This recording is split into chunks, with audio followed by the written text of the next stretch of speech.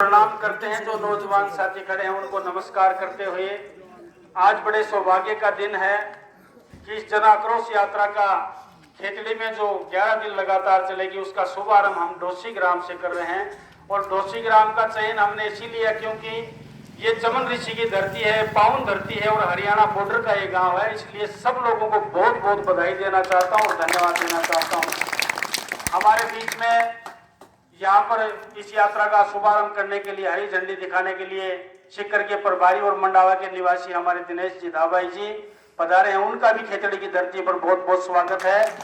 और खेतड़ी की धरती पर, इस पावन धरती पर स्वागत करना चाहता हूँ रतन जी सैनी का, जो सीकर के निवासी हैं और हमारे यहाँ डोसी में पहुंचे हैं। उनका भी बहुत बहुत स्वागत है। और हमारे बीच में रहने वाले और हमारे उप जिला प्रमुख हैं सतबीर जी, जो आपके ही वार्ड से यहाँ पर निर्वाचित होके गए हैं, उनका भी स्वागत है। शेर सिंह जी जो पूरे कार्यक्रम को देख रहे हैं, खेतड़ी के संयोजक हैं और पूरे इस कार्यक्रम की जो भी रूपरेखा है और जो देख रेख में चलेगा, शेर सिंह जी निर्माण की देख रेख में चलेगा, उनका भी बहुत बहुत धन्यवाद है कि आपने इतनी जानदार और शानदार रूपरेखा बनाई है। हमारे इस जिस मंडल में ये कार्यक्रम हो रहा है, यहाँ जिले सिंह जी यादव हमारे शिमला के निवासी, आपके पड़ोसी हमारे छोटे भाई हैं, उनका भी बहुत बहुत स्वागत है। सभी पधारे हुए जो भी गणमान्य नागरिक हैं, आसपास से भी आए हैं, ग्रामीण हैं, सबका सम्मान करते हुए मुझसे पूर्व बातें तो लगभग आपको सबने बता दी होगी और आप लोगों ने सुनी भी है। और आज का जमाना ऐसा है कि इन बातों से कोई अनभिज्ञ हो, इन बातों से कोई अनजान हो और ये सारी बातें किसी को पता नहीं हो। मैं समझता हूँ आज का युग ऐसा नहीं है। सब लोग इंटरनेट से जुड़े हुए हैं, टेलीविजन देखते हैं, अखबार पढ़ते हैं, सारा ज्ञान रखते हैं और सब चीज आप लोग अपनी मुट्ठी में रखते हो, क्योंकि मोबाइल का एक बटन दबाने से सारी जानकारियां मिल जाती हैं। इसलिए वो जमाना चला गया जब नेता बताते थे और जनता सुनती थी और उनका अनुसरण करती थी। आज जनता बताती है और नेता को सुनना पड़ता है। आप लोग ऐसे जागरूक युग के नौजवान हो, जागरूक के बुजुर्ग हो, क्योंकि आपको सारी सुविधाएं मिली हैं। इसलिए आप लोगों को एक दो बात करके मैं आप यहाँ से समाप्त करेंगे और यहाँ से यात्रा का शुरुआत करेंगे जो आज 10 गाँव में जाएगी। मैं तो निवेदन करना चाहता हूँ आपसे, इस ग्राम के निवासियों से, कि जो जो बातें इन्होंने पहले बताई उन सब का मैं आप लोगों की तरफ से समर्थन करता हूँ। और किसी को नहीं समर्थन करना हो तो लोकतंत्र में सबका अधिकार है, सबके पास अधिकार है बोलने का। लेकिन जो बातें बताई है मंच पर खड़ा होकर, जो गांव के बीच में कोई बात करता है तो वो बिना तथ्य के और बिना उसके उदाहरण के और बिना मजबूत ठोस सबूत के कोई बात नहीं करता है। मैं निवेदन आपसे करना चाहता हूँ, छोटी सी बात, आपके भी यहाँ नौजवान है, पढ़े लिखे नौजवान भी, और यहाँ परीक्षा भी लोगों ने दी होगी और इंटेलिजेंट नौजवान भी नौकरियों में भी है। आप लोगों एक रीट का उदाहरण आप लोग ले लीजिए, रीट का उदाहरण आप ले लीजिए, जिसके अंदर इस राजस्थान में सबसे बड़ी धांधली हुई, जिसका पूरे देश में चर्चा हुई कि इतने लार्ज स्केल पर, इतने बड़े पैमाने पर जो धांधली हुई। एक इंस्टीट्यूट जो रतन जी सैनी कह रहे थे कि आप दिनेश जी सीधा सीधा नाम क्यों नहीं लेते, एक इंस्टीट्यूट है, कलाम इंस्टीट्यूट है सीकर में, उसके सारे लोग, सारे नौजवान इतने इंटेलिजेंट निकल गए कि सबका सिलेक्शन तो आरएस में हो गया, सबका रीट में हो गया। ऐसा कौन सा उस धरती में ऐसा बीज बोया हुआ है कि वहां जो नौजवान जाता है उसका सिलेक्शन हो जाता है। लेकिन आपको जानकर एक बड़ा दुख होगा कि वो हमारे प्रदेश अध्यक्ष जी कांग्रेस के गोविंद सिंह डोटासरा जी उस टाइम शिक्षा मंत्री थे, उनका वो संस्थान है, उसमें सारे इंटेलिजेंट पैदा होते हैं। कौन सी जड़ी बूटी खिलाते हुए नौजवानों को।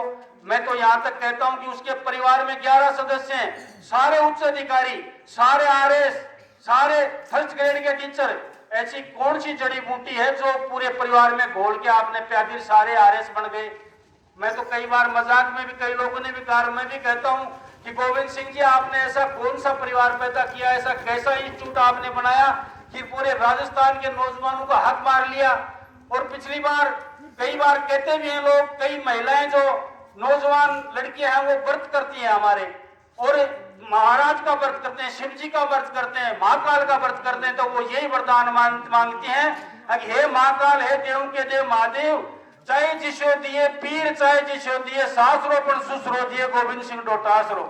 सारा नहीं, सास बेटा की मुंह ने भी, बेटा की मुंह की साड़ी ने भी, उनकी बेटा की साड़ी ने भी, सब आरएस बन गए। भाई ऐसा कौन सा आपके पास मंत्र है। इसलिए इतने बड़े पैमाने पर घोटाला होना और गहलोत राज में घोटाला होना, इसलिए इस देश में, इस प्रदेश में जो जन आक्रोश है उसका आक्रोश को हम लोग रथ के माध्यम से उजागर करेंगे, जो नौजवानों के साथ हुआ, किसानों के साथ हुआ और सबके साथ, व्यापारी के साथ हुआ, मजदूर के साथ हुआ, महिलाओं के साथ हुआ, नौजवानों के साथ हुआ, उस आक्रोश को हम लोग उजागर करना चाहते हैं। ये यात्रा 200 विधानसभा से निकल कर और पूरे राजस्थान में 200 विधानसभा में निकलेगी और इसका समापन हम लोग जयपुर में करेंगे। इसलिए आप लोगों से आग्रह है कि आपकी जो भी समस्या हो, जो भी गांव की समस्या हो, ये पार्टी का कार्यक्रम है। आज कोई चुनाव नहीं है, कोई एमएलए का वोट नहीं मांग रहा, कोई एमपी का वोट नहीं मांग रहा। आज आपकी जो समस्या है, शिकायत पेटी आपके सामने रखी है। जो भी आप शिकायत करोगे हम लोग इस पे गौर करेंगे, हम जयपुर पहुंचाएंगे। अगले घोषणा पत्र में भारतीय जनता पार्टी के में आपकी समस्याओं को शामिल किया जाएगा। इसलिए आप लोगों से आग्रह है कि इस बात को आप मजाक में ना लें, अन्यथा न लें। आपस में हम बैठते हैं, एक दूसरे का विचार भिन्न हो सकता है, एक दूसरे का मत भिन्न हो सकता है। लोकतंत्र में सबको अधिकार है, मत आपका अपना मन है, किसी को भी दे सकते हो, लेकिन गांव की समस्या सबकी होती है। गांव की समस्या के लिए सबको मिलजुल के प्रयास करना चाहिए। और एक बात मैं और आग्रह करना चाहता हूं और पूरे क्षेत्र खेतड़ी को बताना चाहता हूं कि जो आप लोगों के यहाँ पर स्कीम चल रही है, जल जीवन मिशन की स्कीम चल रही है, जो हर घर को नल से जल स्कीम है, तो केंद्र की स्कीम है, शुद्ध रूप से केंद्र की स्कीम है और जल शक्ति मंत्रालय की स्कीम है। लेकिन हमारे स्थानीय कांग्रेस के नेता और यहाँ के विधायक ये कहते फिरते हैं कि मैंने आपके गांव में इतने किलोमीटर लाइन पास करा दी, मैंने आपके गांव में 95 किलोमीटर लाइन पास करवा दी। मैं निवेदन करना चाहता हूं, ये शुद्ध रूप से सेंट्रल गवर्नमेंट की जल शक्ति मंत्रालय की स्कीम है, जिसका 17,300 करोड़ रुपए यहाँ पर आ चुका है।